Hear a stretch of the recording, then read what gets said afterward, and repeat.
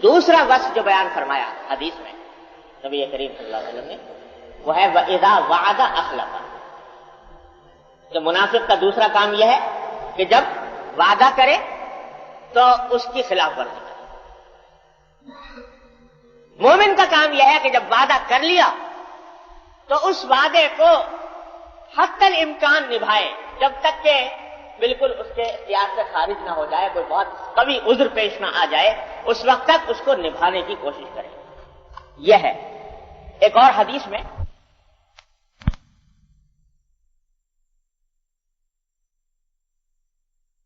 اس وعدے کے غلام بن گئے, اس آدمی کے غلام بن گئے کہ جب تک وہ آپ کام نہیں کریں گے اس وقت تک آپ کی گردن نہیں چھوٹے گی. اتنا سنگین لفظ استعمال فرمایا, الوعد الرق, وعدہ غلام.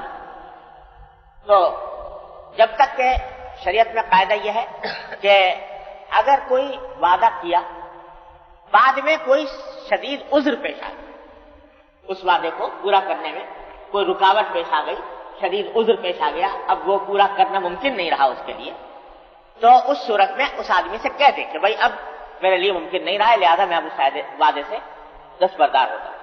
ایک شخص نے کسی وعدہ کیا تھا میں تمہیں 1000 روپے دوں گا فلاں تاریخ.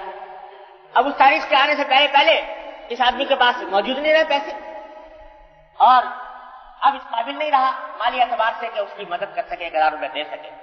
اس صورت میں بتلا دے کہ بھائی جو میں نے وعدہ کیا تھا اب میں اس پوزیشن میں نہیں ہوں کہ اس کو پورا کر سکوں.